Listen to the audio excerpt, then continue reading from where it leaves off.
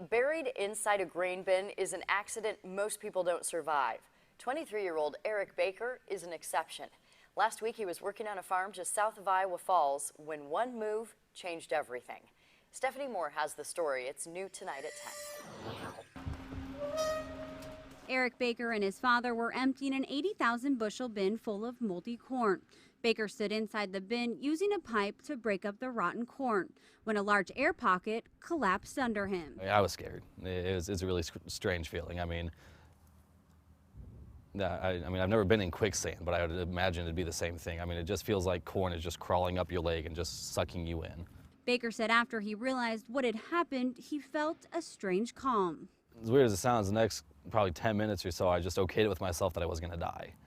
I mean, people don't come out of grain bins. Baker said he then started to make a list of the things in life he would miss. That list, though, actually became the reason why I decided to try to live.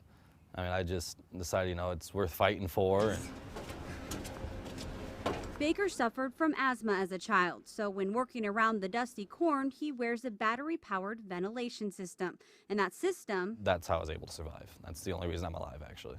After an hour, Baker felt a tug on the rope tied around his arm.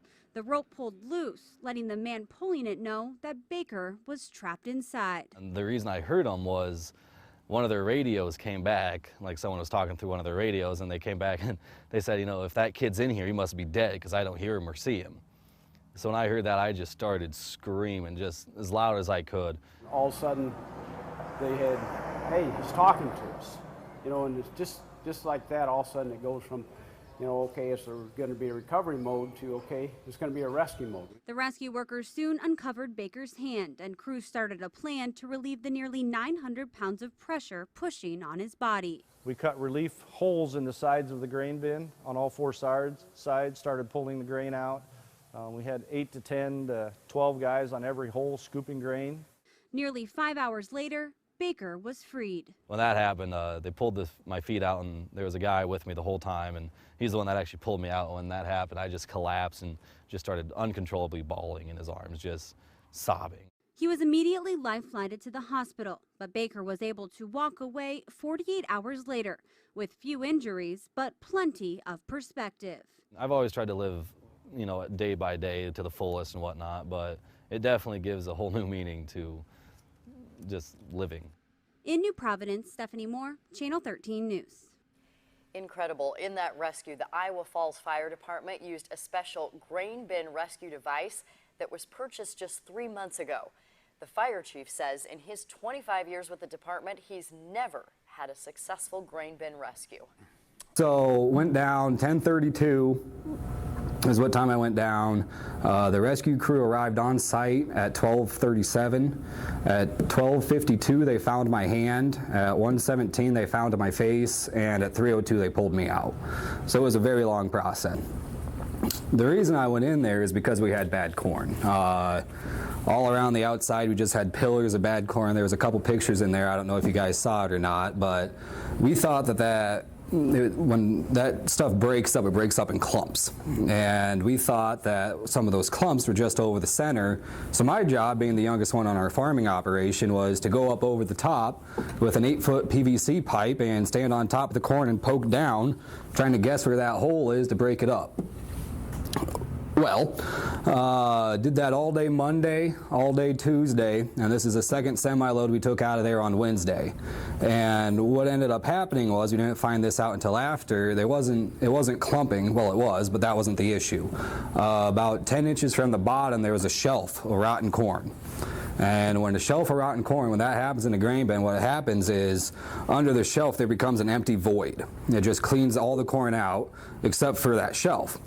So Wednesday about 10:30-ish a.m. I was standing on top of the corn, and my dad, we were trying to be safe. I wasn't wearing a safety harness, but my dad was the truck driver. We had running 2 semis that day. And he was up on top looking down at me through the window. I had a little bitty rope tied onto my shoulder that wasn't going to do anything, but safety first. Anyway, so we're standing around and the semi's full. So Rick, my dad, he whistles down at me and just signals that he's going to shut it off. So I kind of hang out and I'm like, well, just one more poke. and that poke broke the shelf. So when you're in a grain bin, you're like ankle deep or so in corn, just walking around, no problem. Well, I went from about ankle deep to being knee deep like that. I mean, I literally fell through the corn. At which point I looked down and I tried moving my legs, and I can see the corn literally crawling up my leg. No, I wasn't crawling, I was sinking. And when I was knee deep, you're unable to move. No matter what you do, you cannot move yourself. At that point, I turned to that rope, grabbed onto that rope, and nothing. By that point, I was waist deep, and I could see the rope just going out of my hands, and I was going down. I had enough time to look around, and by this point, I'm, here-ish, and I had enough time to look around, all around me, and at 360 degrees, there was corn going down, and I was going down with it, and there's absolutely nothing that could have been done. So I'm going down, and I remember the last breath I took, well, I thought I was going to take, let out a scream, and then I was buried, completely black. And luckily, my dad shut the grain bin off when he did, because my right leg ended up being on top of the gearbox of the sweep. So I was in the very, very center of the grain bin. So I went down like this. That's how they found me. And my left leg was kind of just like I was trying to step out of the hole. And this much of this hand was only the thing visible. So my head at that point would have been about 2.5 feet under the corn. I mean, in the first 5 minutes, I knew I was going to die. I mean, there was no question in my head that I was going to die. Then about minute 6 or 7 happened, and I was like, wait a minute, I'm still breathing. Because you have about, I think it's like 60 seconds in a grain bin until you suffocate. Because what happens when you die in a grain bin, you get found with like 3 pounds of corn in your body. Because you just, and corn comes in, and then game over. And you're completely unable to move. I mean, it'd be like standing in a wall. You can push like back, and you go back, I mean, maybe an inch, but the back you go, then corn just comes. I mean, you can't get away from it. That's the problem. So eventually I just quit moving. Stood absolutely still. And I stayed that way until they pulled me out, actually. If I would have panicked, I would have moved more, and the more I moved, the tighter it restricted me. So if I would have panicked, then I wouldn't be here. I mean, it's pretty simple. If I wasn't wearing that helmet, I wouldn't be here. My right foot would have been under about 900 pounds of pressure. After they took me out, I thought I was going to lose my right foot because it was squished. I mean, I was wearing steel-toed boots, and it was flat. Didn't, luckily, but my chest would have been under about 400 pounds of pressure. And so the whole time it was very, very difficult to breathe. I mean, the doctors told me if I would have been 5 years older, my heart would have exploded from how fast it was beating. 35 minutes after I got taken out, I got life flighted. When I arrived in the hospital, my heart rate was 171 beats a minute. If any of you work out, that's pretty quick. They're guessing the entire time I was submerged, my heart rate was between 230 and 250 beats a minute. They consider 265 to be a heart attack. So I was in the very center, so the second someone steps in the grain bin, I get buried more and more and more and more. So when they found my head, I would have been about 5 feet under the corn at that point. And after they found my head the first time, I got buried an additional 5 times after that, just from someone stepping in the wrong spot. There was so much pressure in the grain bin that one of the welds on the cofferdam broke. So one of the firefighters got inside with me, risking his life, because if it breaks, we're both dead, and putting his legs up against the side to try to hold it. One kind of fun fact, so all of a sudden there was more corn in the cofferdam because, I mean, they were corning it out, so, I mean, I could actually breathe and stuff. And all of a sudden there was more corn. And it was really funny. We met with all the firefighters and everything after this, and they asked me, like, so, how do we do with communicating? Because we had to talk to each other, and we had to discuss what was going on, but we didn't want you to know. And they did a pretty bad job. I think my response was like, oh, do you mean, did I hear, oh, he's about to die? Yeah, I caught that. Yeah, sure did. Yeah. So anyway, so the cofferdam's on my shoulder, and I start screaming. The guy in the tube with me, he's like, well, we got 2 options. He's like, either A, we can lift the tube up and completely start over, or B, you can move your damn shoulder. So he dug me a little hole down here, and I just threw my arm, and I mean, it's scarred up and everything now, but the worst part of the whole thing is back to this leg. So I had really bad acid burns on it from all the moldy corn, from all the rotten corn. I had acid burns on it, and that hurt. That was by far the worst part. I mean, I could walk and everything, but it took about 3-4 weeks for that to actually go away. One of the things that happened when I got to the hospital, I didn't really notice it until my parents got there, but so I get out, and it was really hot that day, so I was wearing a cutoff with shorts, and they cut all my clothing off, the whole thing. It was fun.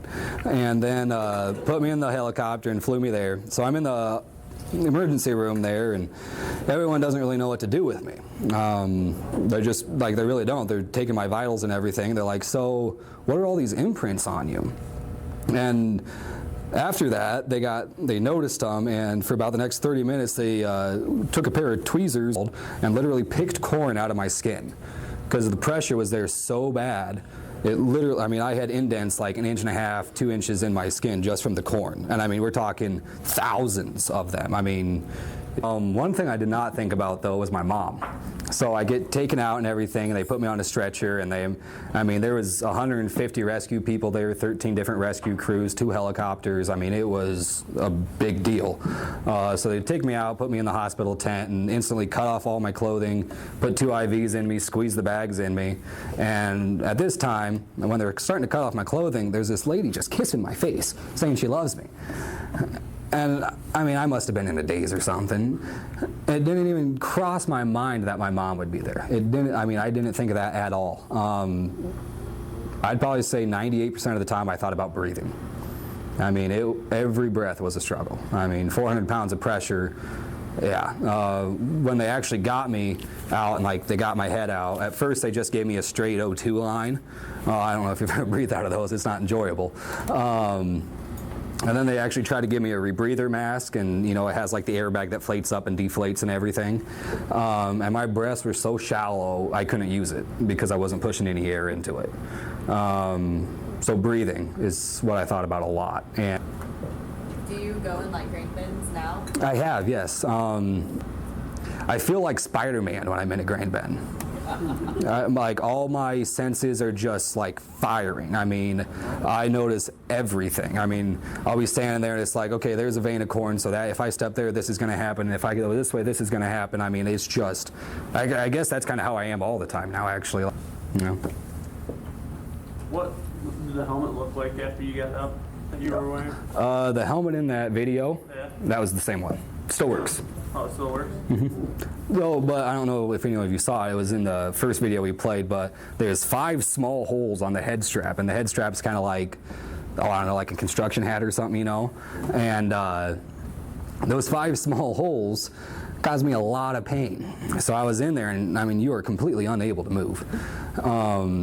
And there's a chin strap that goes around your neck. It's just cloth, and that's what actually kept the corn out. Well, the problem was that was like down here, kind of making it hard to breathe.